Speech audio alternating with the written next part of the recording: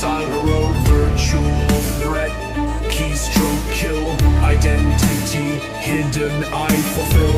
Cyber assassin, that's my prowl. Codes in hand, you'll fall. Hack and strike, chaos I make. Cyber realm, my domain to take.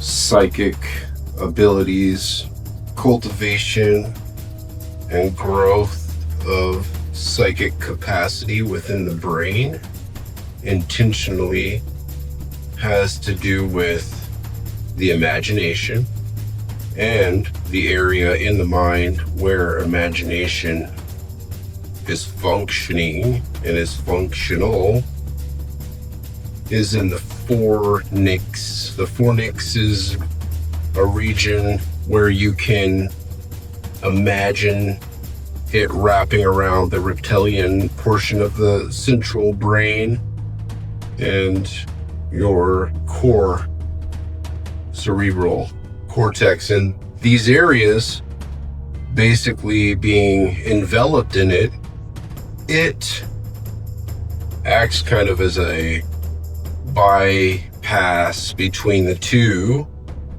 realities of the dream world and this world of imagination and conceptualization. Manifestation happens in this region, and you can exercise it and grow it. You can turn it into a reflexive processing ability that you can intentionally use.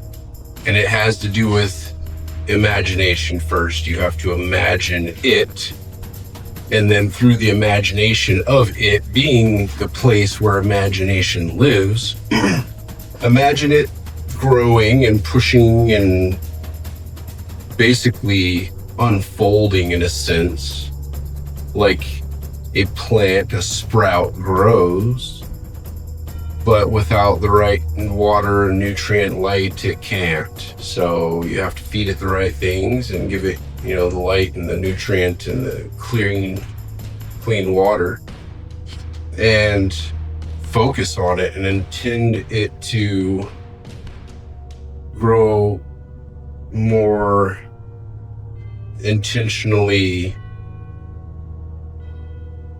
larger. Feel it pushing outwards. And that is what we're talking about in the previous talk about psychic abilities being grown on purpose. So now I'm stepping into the second portion of that, is words. Okay, so words, empty vehicles, absent strong intent and will. Words, empty vehicles, absent strong intent and will. Properly wielded words, forged in intention, cast with voice, laden of will. This is the act of spelling. Spell the word, then speak word. Spoken word becomes spell casting.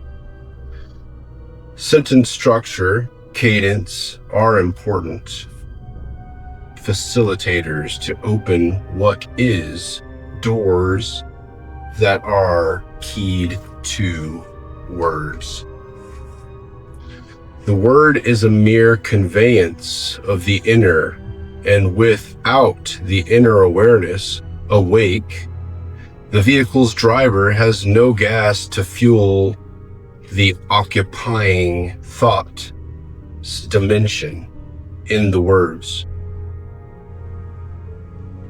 Dominion in the words. Words are empowered through within. Imagination is the ultimate parts supplier. It houses the parts and whole of all things. The deepest of wells that is limited only by the limits of the observers and participants. Focus. Focus of imagination, focused on the very area within you where the faculty resides. This is the nutrient that grows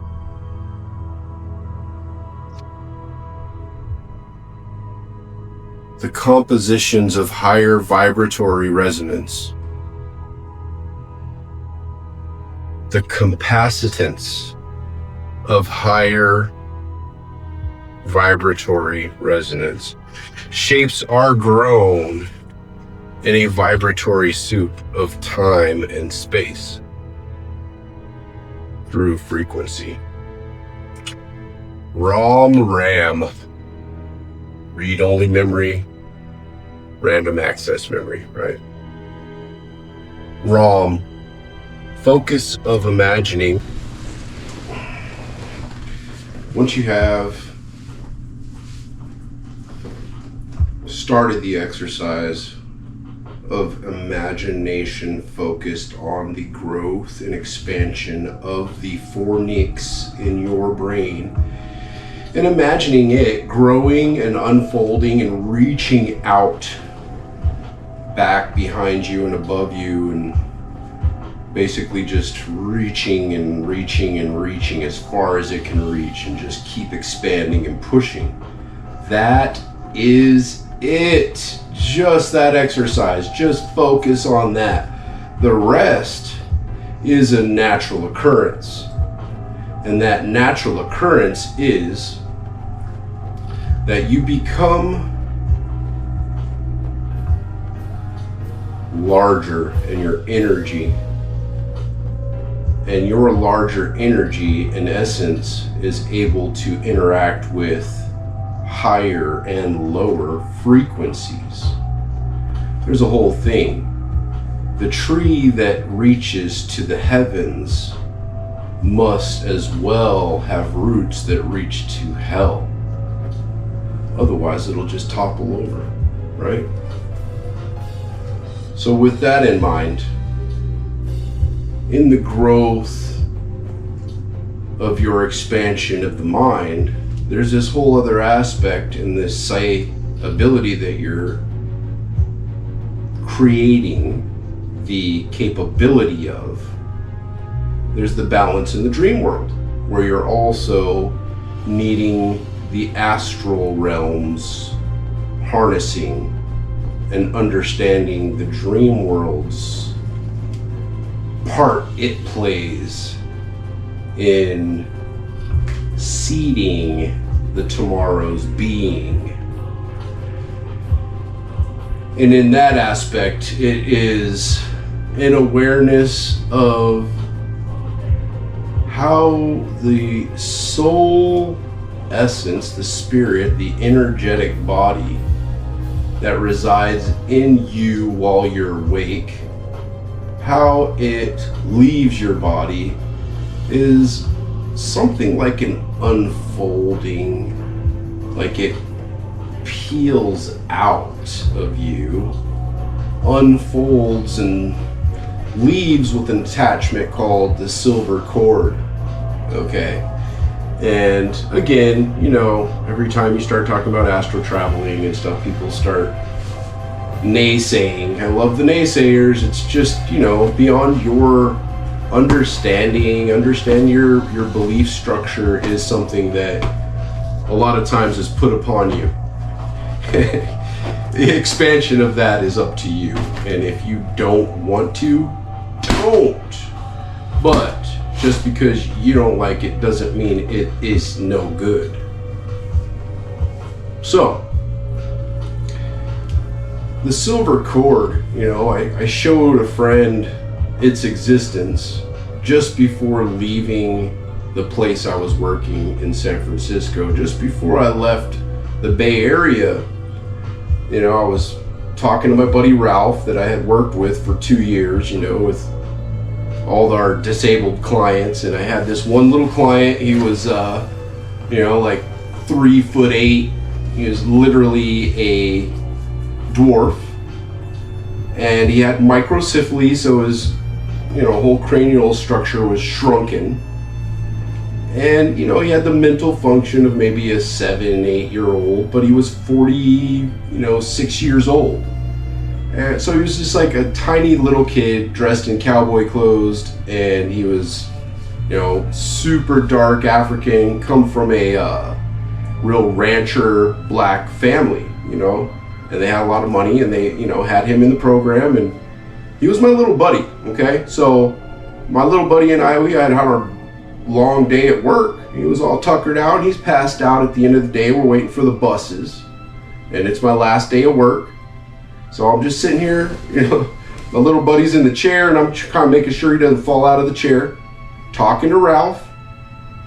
And I just had a thought, because I had had a lot of conversations with Ralph about magic and stuff, but I never had a chance to really do anything, show anything that would wow him. But in that moment, it just revealed, you know, Spirit was like, show him something, you know. I was like, oh, wait a minute, Willie is here asleep. And I was like, oh wow. So I just went, hey Ralph, check this out. And, you know, Willie's asleep right here, you know, and he's in his chair, and he's facing that way, and I'm standing behind him kind of with my hand on his shoulder, and I just went like this, and I made a closed area above his head where he was sleeping. But when I did it, I did a real clean sweep, because I know, you know, the energy body is going to try to wiggle out like a tentacle or something, right?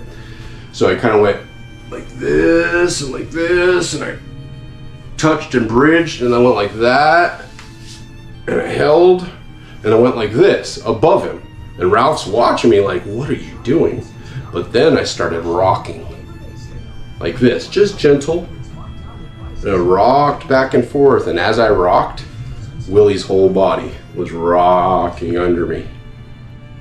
And Ralph's eyes went that big. It was hilarious to watch him see it happen, you know. And it's not magic, it's just understanding the mechanics of energy. And, you know, little dude was asleep.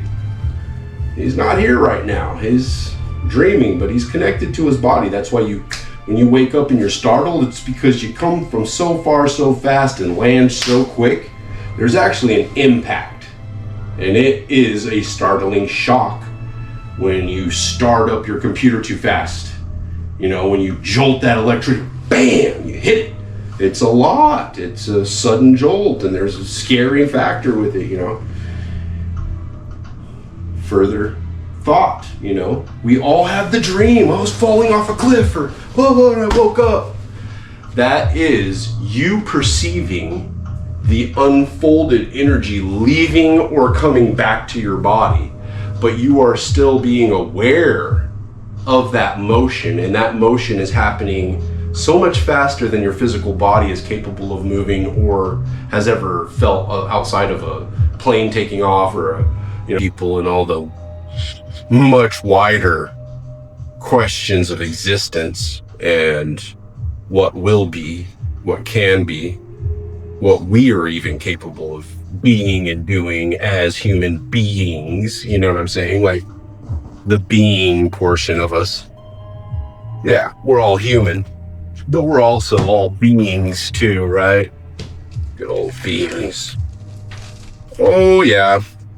So I like the vocabulary of it, you know what I mean? Like waking is being straddled between the realms, because you're not awake and you're not asleep. You're waking, and that is literally right there. And that is the realm of the fornix. It is that waking point where the two meet. Now, can you stay there? Yeah. And I believe that's the middle way. That's the shamanic purpose, is to bridge the two where what you're capable of doing in the dream world, you're also capable of doing here, by way of understanding that this very focused on portion of reality that we call the real world is the small corner in the larger realm, which is the dream world. That little section, that little piece of the larger realm, we just put all our focus on it. And it has different rules because we have agreed they are such. We maintain them as such. But it doesn't mean that they are immutable laws, immutable rules. They are not carved in stone, and even if they were, stone can be carved with the right tools, sometimes easily. So,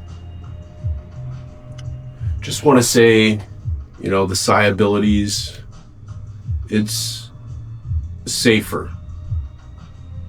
It's functional, good side, focus on love and connection with people, and people will enjoy your ability to connect with them, and they'll feel it in a happy way because it is ultimately a healing essence. To reach out to people energetically in a good feeling way is to truly allow them to be felt and heard, and that is just one of the highest orders of healing, is to be known or truly heard. Is very powerful and very simple. Just like just focusing on the fornix growth it's very simple, but it's profoundly capable of causing a external growth of your energetic field. And just that simple growth starts to interact with outside fields that cause consciousness realizations. You just realize things. And the more connectivity you harness, the more connections you'll make.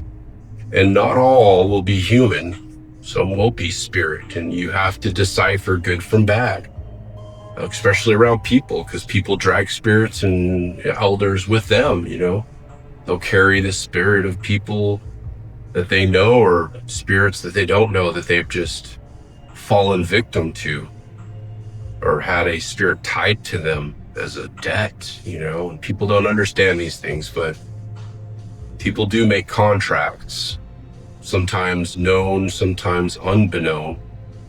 And these soul contracts are serious. Don't ask for things to be done, because there are costs for all things that you ask for.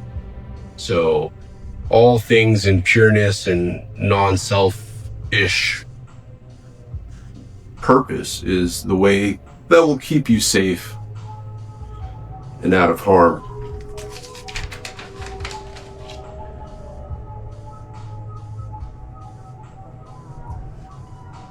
The astral portion's the dangerous part. That's where you have to do your homework on protection of yourself in the spirit realm, because we are strangers there when we come only from here. Unless you've been going there since you were a child and you have friends and guides, and you've met your allies, which is the first step in astro traveling, is to cultivate the ability, but wait for allies to help you safely. Because without the allies, you will absolutely fall victim to other entities that prey solely on the unaware. So astro travel is not a joke. It's not for fun. It's not a parlor trick.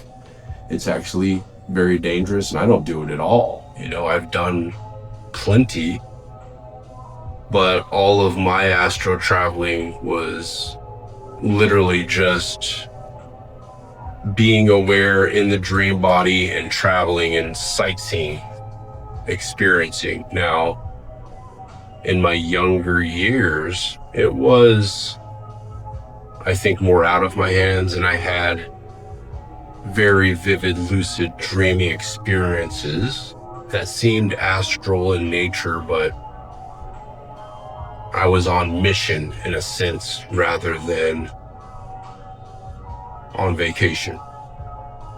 Where now I can absolutely enjoy myself in my dreams to the point that I don't even remember them anymore, rarely, very rarely, unless I intend to. I think I'm going out so far that I'm barely connected to my body, and I'm sure that I'm barely breathing while I'm asleep because I'm far. I just want to go. But life is cool too. So you gotta hang in. There's plenty of life to be lived in life, and there's plenty to be experienced in this dream world after life. So, my thirst for the dream world was acquired through too many brushes with death, and acceptance of its inevitability became a friendship, and that friendship allowed me to, I guess, delve into the deep, dark, without fear, where things that would normally scare people didn't scare me anymore. I was able to actually love the things that you would normally be afraid of, because everything needs love, right?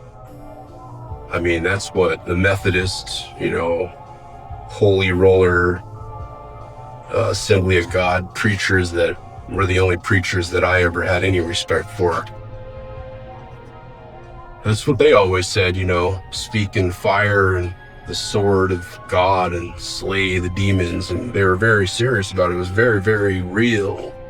It wasn't just metaphor thoughts. It was all very, very real. And, as I went through and endured those moments of just enduring pain and acceptance of finality of life, once you become well and you make it through the other side, where do you go from there? I feel like it's something akin to what soldiers go through in their PTSD from war, in the essence that, you get a weird sense of separation from everyone else. On a complete inability to connect with most other people in the world, because they don't understand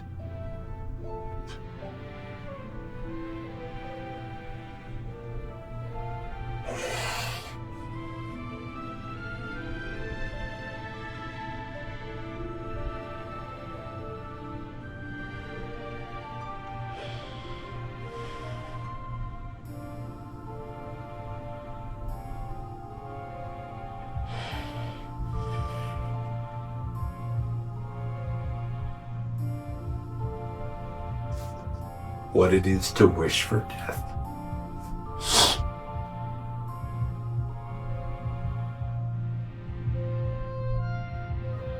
Like the Vikings, to be like just fucking ready, Just need the moment,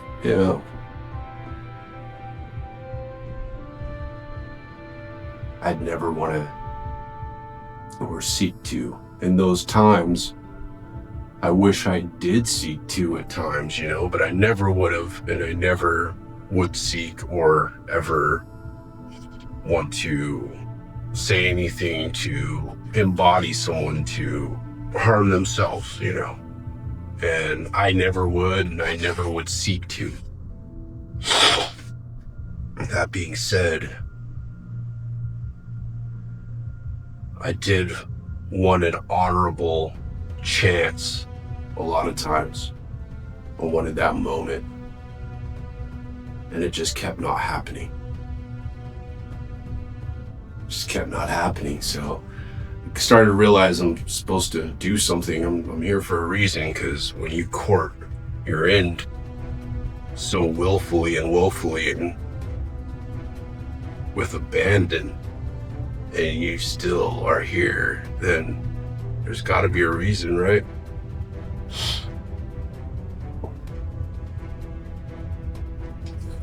And that connection to, I guess, the darker parts, the shadow realm,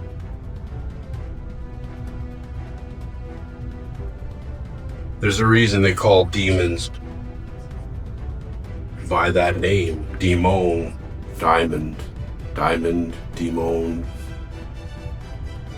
Coalescing of purity and essences. It's the meaning is wise ones, because they have lived and existed for so long that they know so much.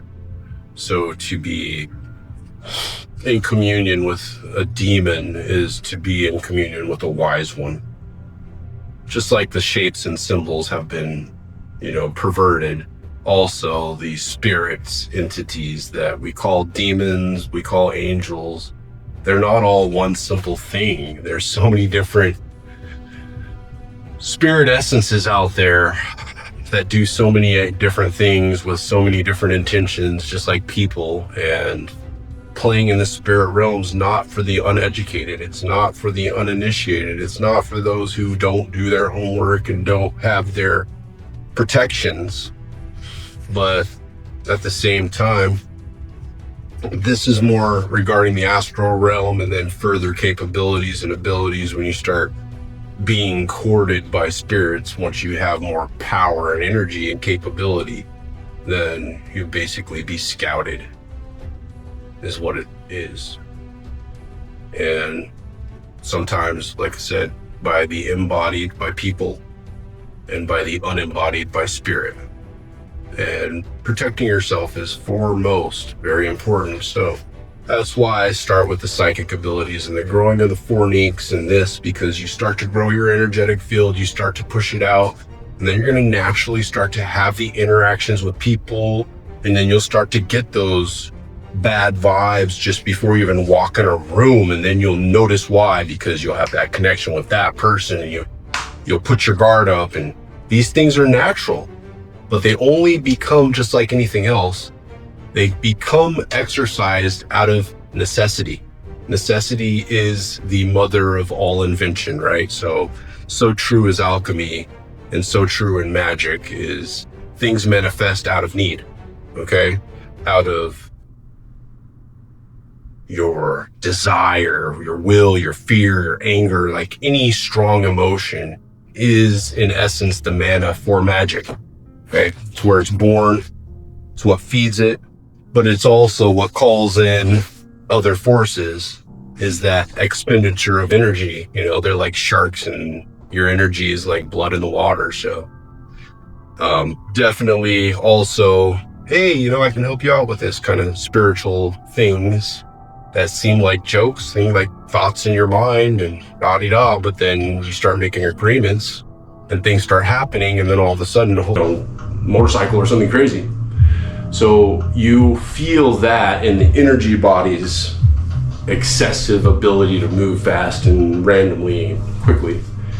It being you, and you being able to be cognizant while in its awareness as well. Typically, we're taught to stay separated from that part of ourselves, but we do remember it in certain ways, and especially in our language. Power of words. What do? We fall asleep. We get knocked out, right? Knocked out of our body.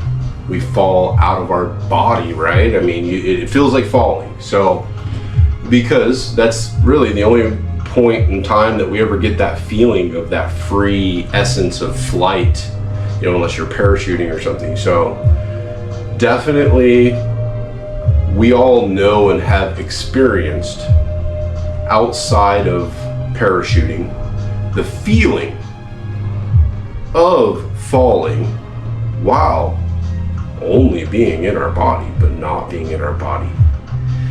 There is where the two meet. That's where the spirit and the body meet, in this fornix region.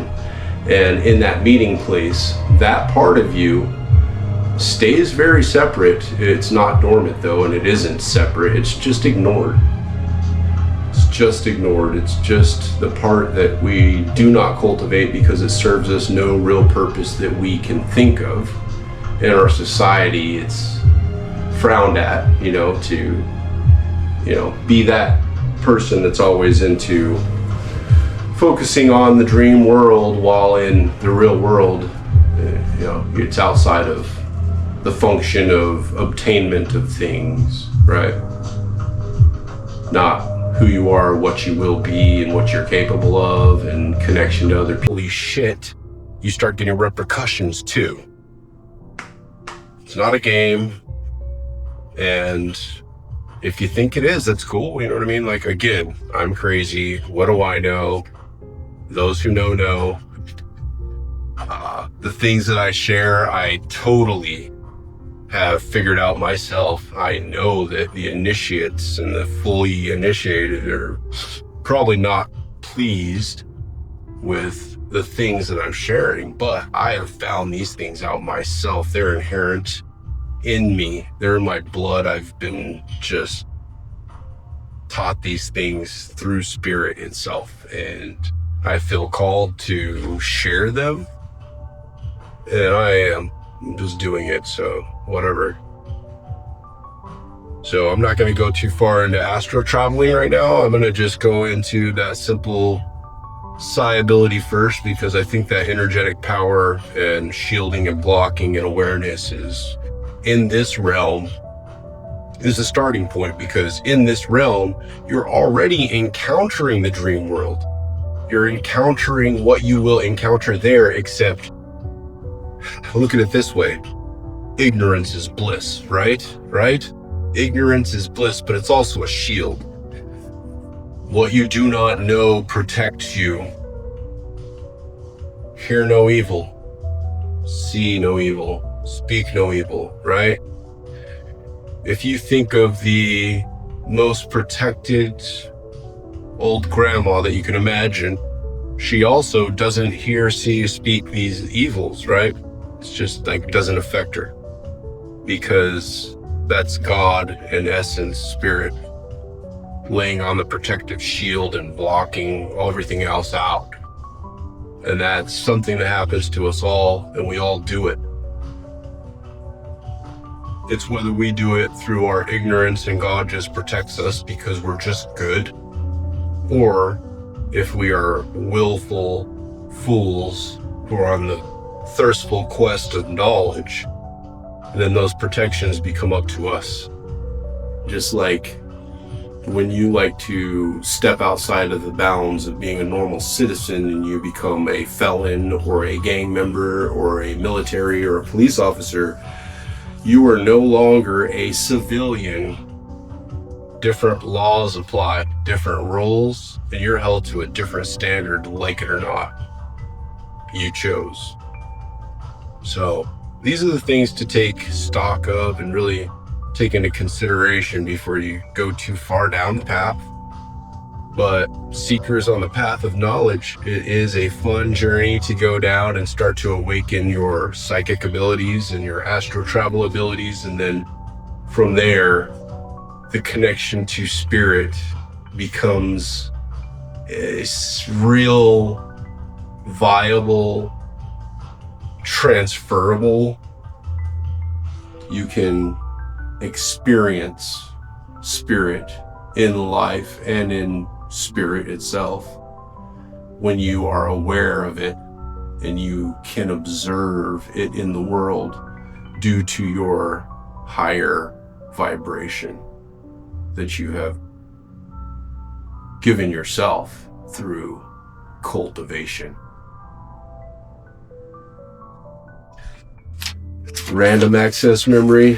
read-only memory, but somewhere in between is the fornix.